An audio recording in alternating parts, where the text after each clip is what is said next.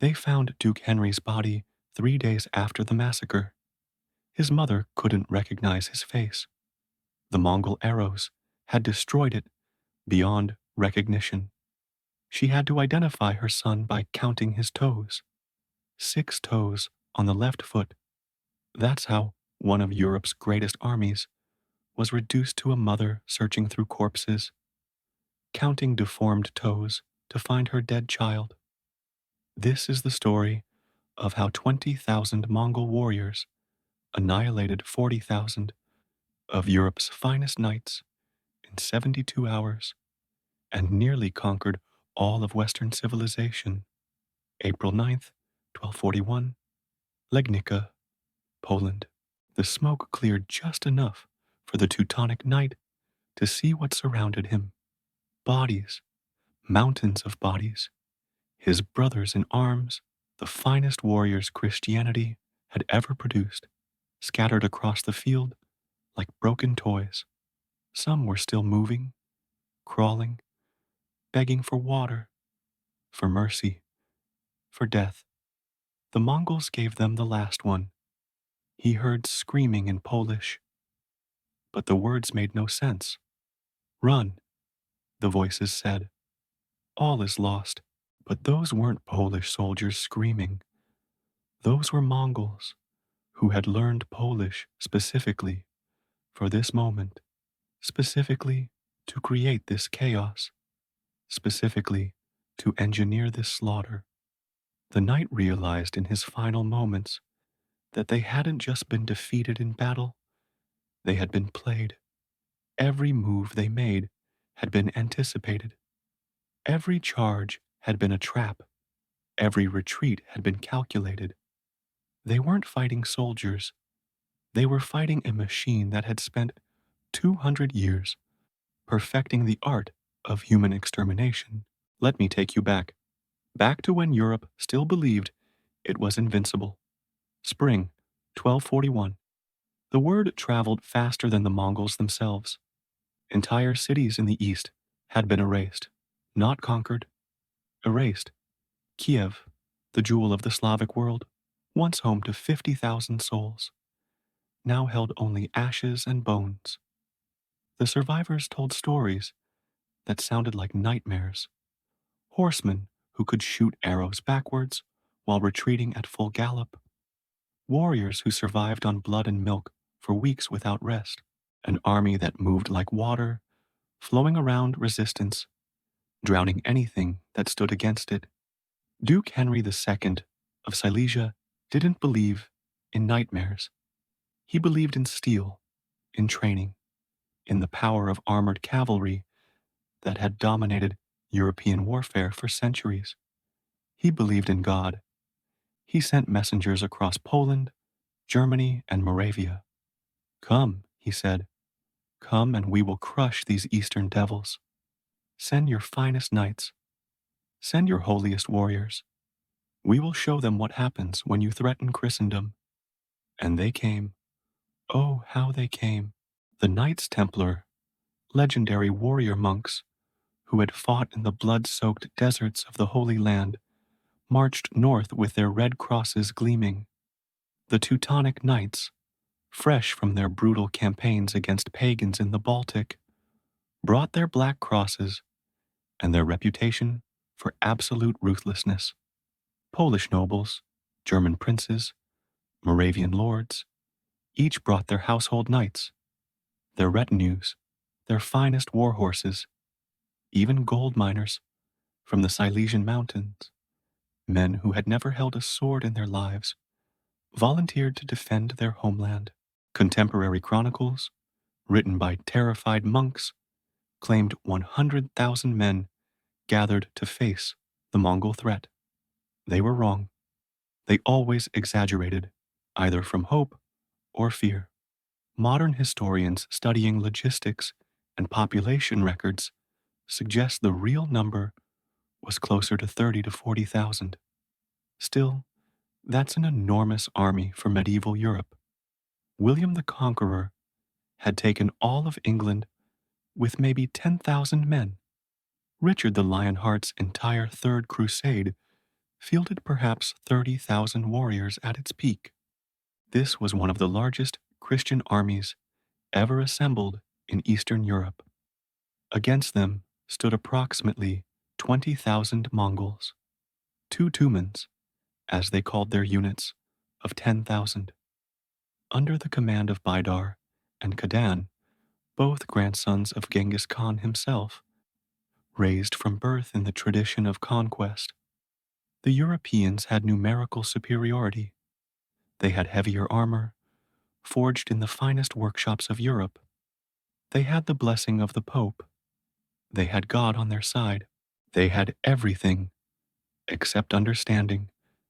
They didn't understand that the Mongols had been preparing for this exact fight for their entire lives, that every Mongol boy learned to ride before he could properly walk, could shoot a bow at full gallop before he turned 10, had studied the tactics that had conquered from the Pacific Ocean to the borders of Europe. The Europeans didn't understand that they were about to receive an education, and tuition would be paid in blood. Day one began not with a battle, but with confusion. The European army advanced in traditional formation, a magnificent sight. In the center rode the heavy cavalry, knights in chainmail and early plate armor, each warrior's equipment worth more than a village would produce in a year. Their war horses, massive destriers, bred for strength over speed, snorted steam in the morning air. On the flanks marched the infantry, Polish spearmen, Moravian crossbowmen, Silesian miners with improvised weapons. They sang hymns as they marched. The priests blessed their weapons. Banners flew, the Black Cross of the Teutonic Order, the Red Cross of the Templars, the White Eagle of Poland. It was everything European power promised. Then on the horizon, dust. Not the heavy dust of an army marching, but something lighter, faster, wrong.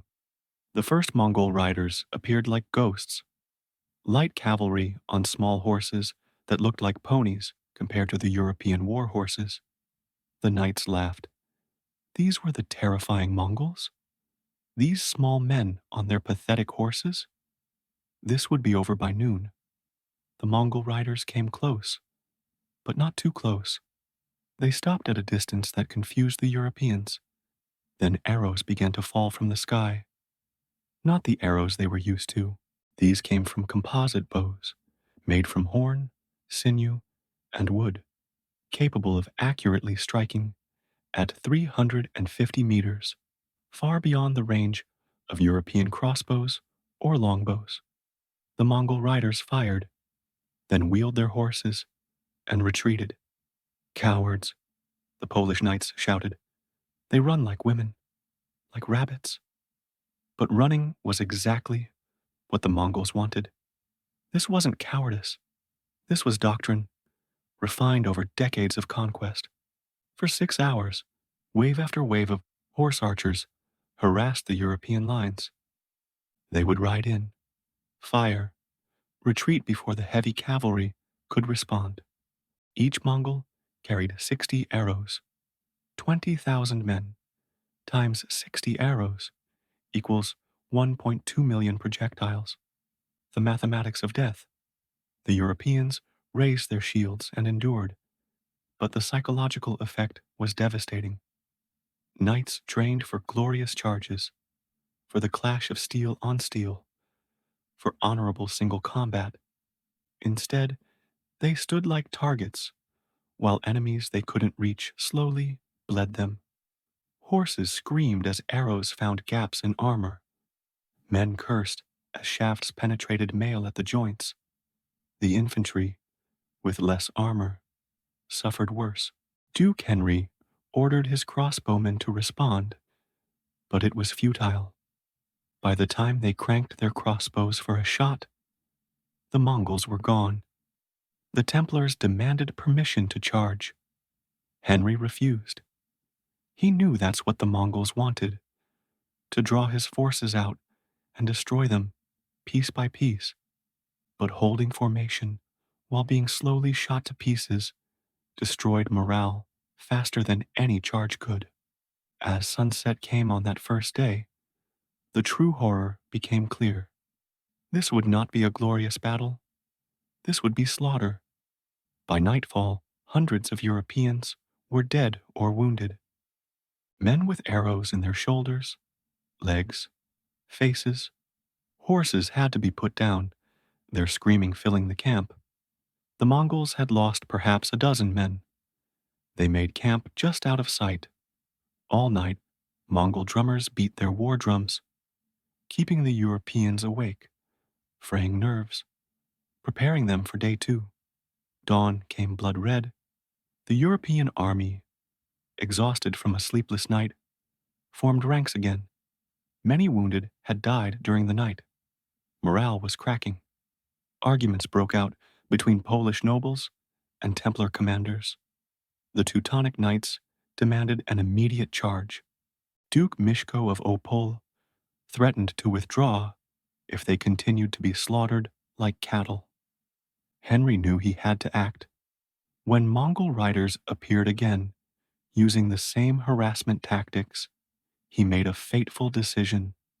He ordered Duke Mishko to lead a cavalry charge, not the entire force, but enough to drive off the horse archers and restore morale. 2,000 of Poland's finest knights thundered forward. The ground shook, lances lowered, shields raised. They were an avalanche of steel and flesh. The Mongol light cavalry turned and fled, apparently panicked. The Europeans pursued, blood up, hungry for revenge. "We have them," Mishko shouted. "Press forward. Glory to Christ." The pursuit stretched for miles. The European horses, carrying armored men, began to tire, but the Mongols always seemed just out of reach, occasionally turning to fire arrows, spurring the knights onward. Some Polish nobles suspected a trap, but Mishko, consumed with battle fury, pushed on. It was exactly what the Mongols had waited for. The feigned retreat. The Mongols' signature tactic, perfected over decades. As the Polish cavalry became strung out over miles, their formation completely broken, the trap sprung with terrifying precision. Mongol heavy cavalry. Yes, the Mongols had heavy cavalry too, something the Europeans never expected, emerged from hidden positions. Light cavalry units that had been circling unseen closed in from all sides. Duke Mishko realized his fatal error. His force was surrounded, cut off from the main army, isolated on open steppe, where European knights had no advantage. What followed was systematic execution. The Mongols didn't engage in heroic close combat. They circled the trapped Europeans like wolves around sheep, pouring arrows into the mass. When knights tried to break out, they were driven back. When they stood still, they were shot to pieces. Duke Mishko himself fought valiantly. He personally killed a dozen Mongols before 5 arrows brought him down. His bodyguards made a last stand, singing death songs, but they were overwhelmed. Of the 2,000 knights who charged that morning, fewer than 200 made it back. The survivors were traumatized, some driven mad. They spoke of demons who fought with supernatural coordination, who seemed to communicate without words, who killed without mercy or honor. One knight, his armor pierced by 7 arrows, died repeating one phrase: "They are not men. They are not men." That night, the Mongols sent a message. Duke Mishko's head, preserved in salt, with a simple note in broken Latin. "Tomorrow you, day 3, April 9th, 1241, the day of annihilation." Henry's war council was barely controlled panic. He'd lost a quarter of his army. The Moravian infantry were deserting. Several Polish nobles had fled during the night, but retreat was impossible. The Mongols would run them down on open plains. The only choice was to stand and fight, to make one desperate last battle. Henry chose his ground carefully, a field near Legnica with a slight rise for his archers and a stream on one flank to prevent encirclement. He arranged his forces defensively. Templars and Teutonic Knights formed the center. These religious warriors would not flee. Polish knights took the right wing, infantry the left.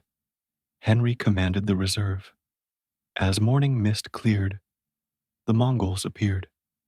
But something was different. They were setting up strange devices, large pots or cauldrons mounted on wheels. The Europeans watched, puzzled. Were these cooking pots? Some pagan ritual? Then the battle began, and the true horror was revealed. The devices were Chinese gunpowder weapons, not cannons. Those were decades away, but smoke generators. The Mongols had learned this technology, conquering the Jin dynasty in northern China. As the European army advanced, the Mongols ignited these devices, creating massive clouds of thick, choking smoke that rolled across the battlefield. Within minutes, the carefully organized formation dissolved. Men couldn't see beyond a few feet. Commands couldn't be heard. Units lost contact. Banners, the medieval command system, disappeared in smoke. Knights stumbled into their own infantry. Horses panicked. Then came the psychological masterstroke. Days earlier, the Mongols had captured Polish prisoners and forced them to learn one phrase: Uciekajcie, wszystko stracone. Run, all is lost.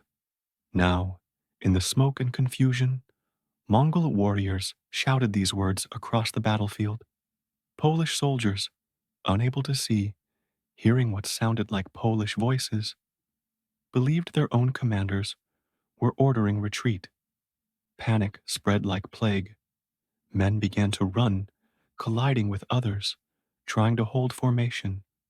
The infantry broke first, streaming away. This exposed the center where the Templars and Teutonic Knights stood firm, but now they were isolated islands in chaos. The Mongols attacked with perfect coordination.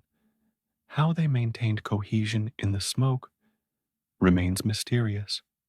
Perhaps drums or horns, or perhaps they'd practiced this so many times each unit knew its role by heart. Light cavalry struck from flanks, pouring arrows into the confused mass. Heavy cavalry smashed into broken units, shattering them completely. The Knights Templar fought with the courage of men, believing they were earning martyrdom. Surrounded, outnumbered, unable to see enemies until they were upon them, they stood in a circle and fought to the last man. Their Grandmaster, Popo von Osterna, was found after the battle with 23 arrows in his body, his sword broken, surrounded by Mongol dead.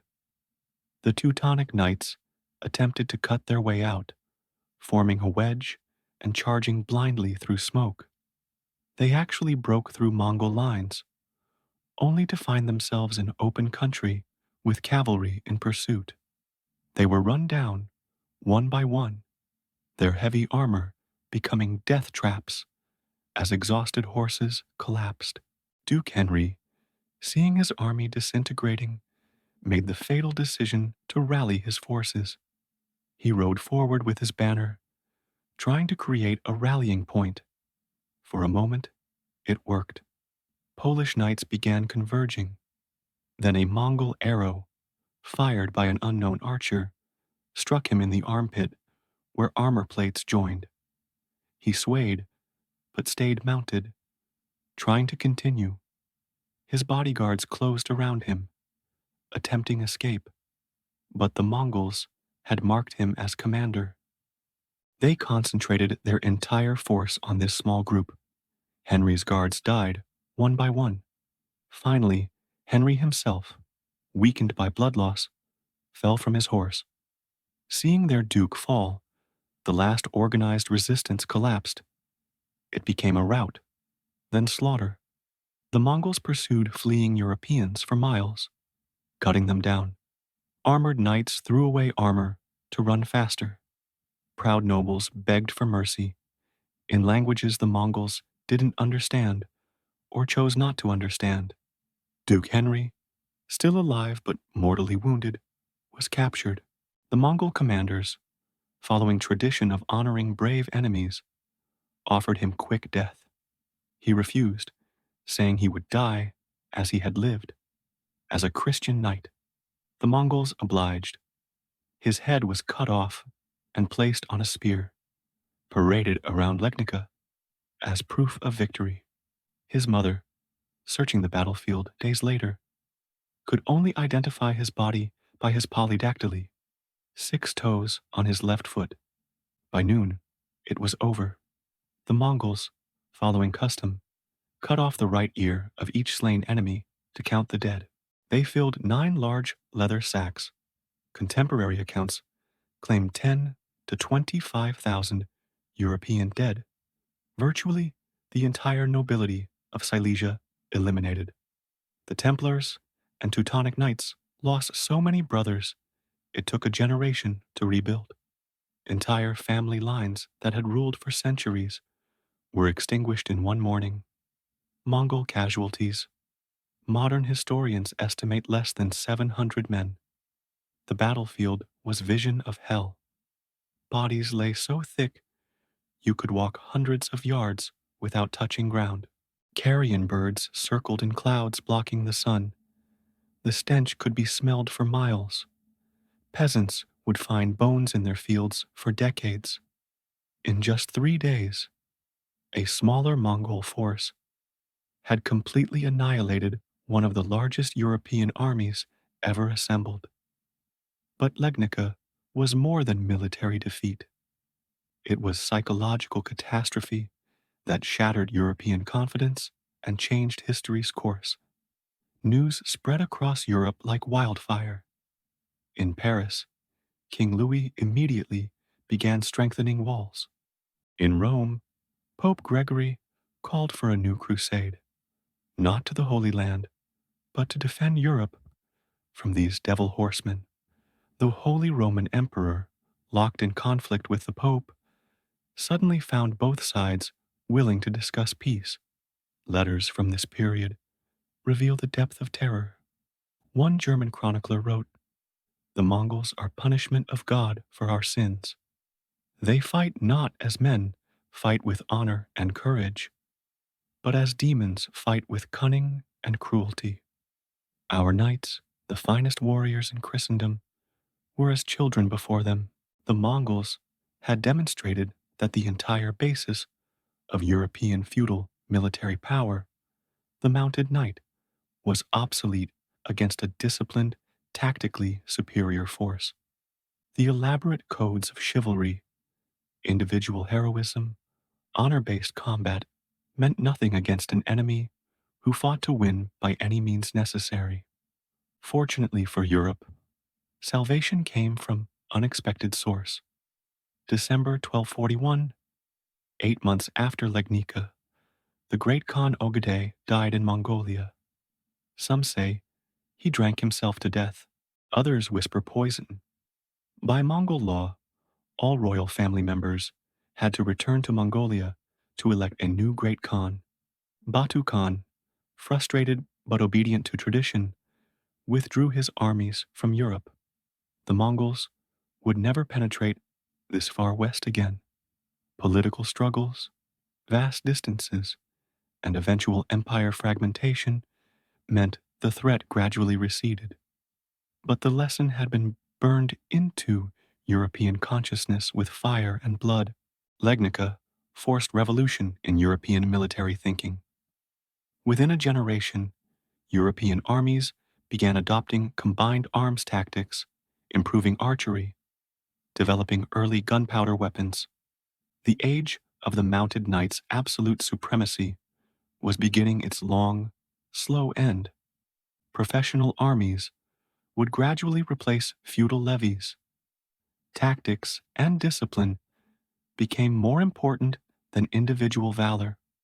Some historians argue Legnica saved Europe by teaching harsh lessons just in time. When Ottoman Turks, inheritors of many Mongol military traditions, threatened Europe 2 centuries later, European armies were ready with combined arms, gunpowder weapons, and professional discipline.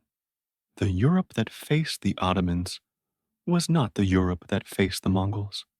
The Mongols had taught Europe a lesson written in blood: adapt or die, evolution through catastrophe, and they taught it in just 3 days.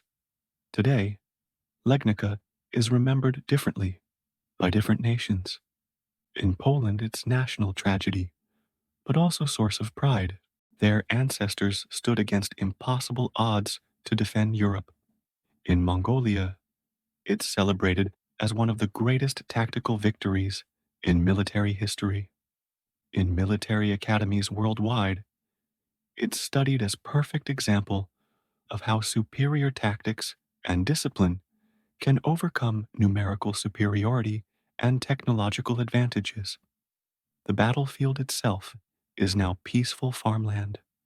A small monument stands where Duke Henry is believed to have fallen. Every year on April 9th, historical reenactors gather to commemorate the battle. They wear accurate armor, carry replica weapons, try to recreate both sides' tactics. But no reenactment can capture the terror of that smoke-filled morning when the medieval world order died on the plains of Silesia. The echo of those Mongol horse hoofbeats still resonates through history. They remind us that no empire, no matter how powerful, no system, no matter how entrenched, is immune to sudden catastrophic change. The Mongols didn't just defeat an army at Legnica. They shattered a worldview, ended an era, forced an entire civilization to evolve or perish. What made the Mongols so devastating wasn't just their tactics, it was their mindset. While European knights fought for personal glory, for honor, for chivalric codes, the Mongols fought to win, period. There was no concept of fair fight, no idea that certain tactics were dishonorable. They used psychological warfare, intelligence networks, technological innovation, whatever worked. They turned war into science, while Europeans treated it as art. The Mongol intelligence network was particularly sophisticated. Years before invading Europe, they'd sent merchants and spies to study European armies. They knew exactly how knights fought, what their strengths and weaknesses were, how they organized their forces. The Europeans knew almost nothing about the Mongols, beyond terrified rumors.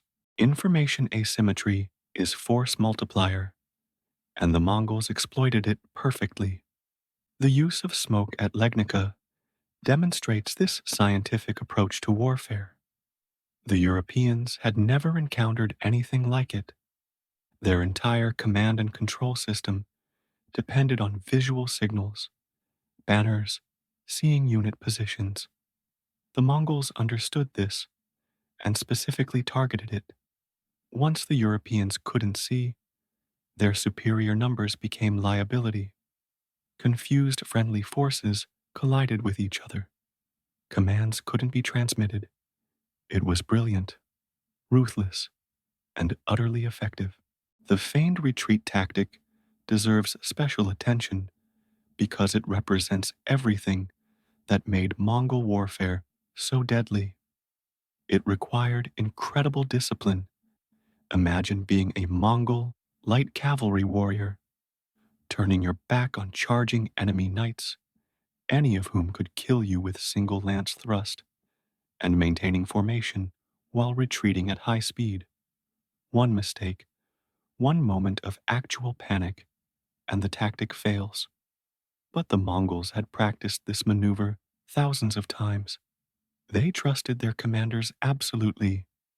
They knew the heavy cavalry and the ambush force were in position. They had faith in the system. European knights, by contrast, often fought for individual glory. Breaking formation to pursue a worthy opponent was seen as brave, even admirable. The Mongols exploited this cultural difference ruthlessly. They knew European knights couldn't resist the temptation to chase apparently fleeing enemies. They knew European commanders would struggle to maintain discipline when their men were screaming for revenge. Human psychology became weapon. Another overlooked aspect is Mongol logistics. How did 20,000 warriors, plus horses, plus supplies, operate so far from their homeland? The answer is they traveled light and lived off the land. Each Mongol warrior had multiple horses, usually 3 to 5. They could switch horses to maintain speed, and in extreme situations, they could drink horse blood for nutrition. They carried dried meat and cheese that lasted months. They didn't need the massive supply trains that European armies required. This gave them strategic mobility European commanders couldn't match. The Europeans were psychologically unprepared for total war. Medieval warfare in Europe had unwritten rules. Captured nobles were usually ransomed, not executed. Civilian populations might be plundered, but not systematically exterminated. Religious sites were generally respected. There was concept of honorable enemy. The Mongols had no such concepts. Their goal was absolute submission. Cities that resisted were destroyed utterly, their populations massacred to the last child. This served dual purpose. It eliminated potential future resistance, and it terrified other cities into surrendering without fight. The Mongols invented terrorism as military doctrine. After Legnica, one question haunted European minds. What if the Mongols hadn't withdrawn? What if Ogedei Khan hadn't died at that exact moment? Modern historians debate this endlessly. Some argue Europe would have fallen. The Mongols had just demonstrated they could defeat Europe's finest armies with ease. No force in Western Europe could have stopped them if they'd continued west. Others argue European geography would have eventually stopped the Mongols. Dense forests, numerous rivers, fortified castles, these were obstacles the Mongols hadn't faced on the open steppes. We'll never know. What we do know is the withdrawal was extraordinarily lucky for Europe. Another year of Mongol campaigning and medieval European civilization might have been extinguished. The psychological impact on survivors was profound. The knights who escaped Legnica carried trauma for the rest of their lives. They'd witnessed the end of their world, everything they'd been trained to believe about the supremacy of the armored knight, about chivalric combat, about Christian military superiority, had been proven false in 3 days of hell. Some became obsessed with studying Mongol tactics, trying to understand what had happened. Others refused to speak of it, the horror too great. The Catholic Church struggled to explain the disaster. How could God allow this? Some preachers called it divine punishment for European sins. Others claimed the Mongols were literally demons, not human at all, sent to test Christian faith. Still others saw it as apocalyptic sign, the end times approaching. The theological crisis was almost as significant as the military one. For Poland specifically, Legnica became defining national tragedy. The flower of Polish nobility, an entire generation of leaders, was wiped out in hours. The political and social consequences lasted decades. Family lines ended. Estates had no heirs. The power vacuum led to instability and internal conflict. Poland's inability to unite against future threats can be traced partly to the leadership void created at Legnica. Yet there's also strange pride in the defeat. The Poles stood and fought when they could have fled. They sacrificed themselves, buying time for the rest of Europe. In Polish national memory, Legnica represents both the cost of courage and the necessity of resistance against tyranny. Its complicated legacy, as all great tragedies are. The military lessons of Legnica were eventually absorbed, but slowly. It took European military theorists generations to understand what had happened. The old feudal levy system gradually gave way to professional armies. The primacy of heavy cavalry was supplemented with combined arms approaches, integrating infantry, archers, and eventually gunpowder weapons. Discipline and training became more important than social rank. In this sense, the Mongols dragged European military thinking into modernity, though Europe paid terrible price for the education. Today, military historians still study Legnica because it's perfect case study in asymmetric warfare. The Mongols were numerically inferior, but tactically superior. They had less armor, but better mobility. They had fewer resources, but better logistics. They turned every European advantage into disadvantage, and every European disadvantage into vulnerability. Modern militaries still learn from this. How does smaller force defeat larger one? Superior tactics, better intelligence, exploiting enemy psychology, technological innovation, perfect execution. The Mongols at Legnica demonstrated all of this 780 years ago.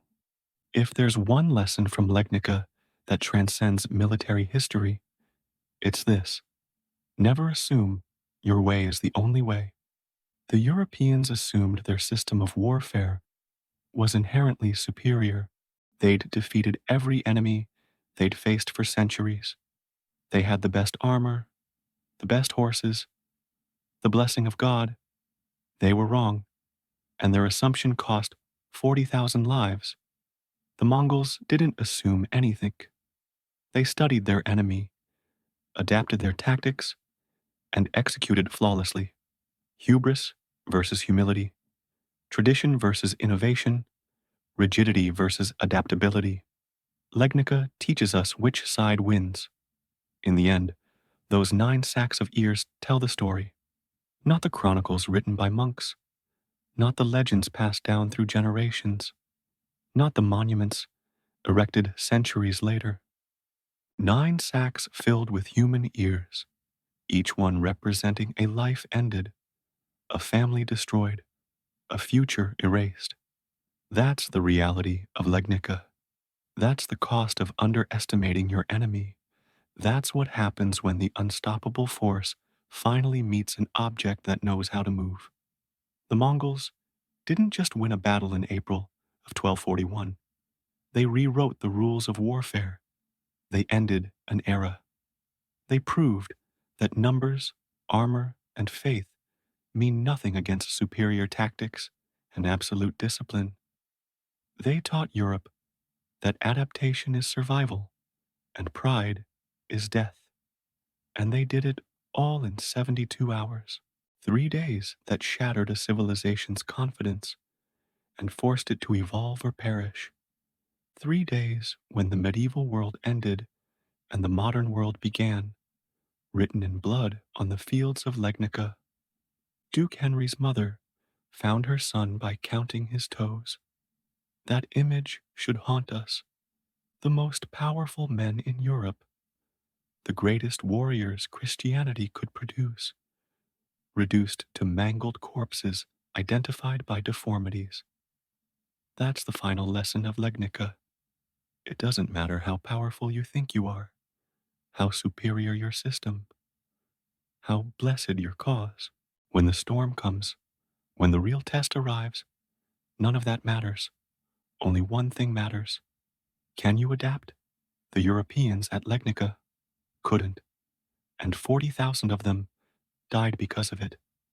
The Mongols could, and they carved an empire stretching from Korea to Poland.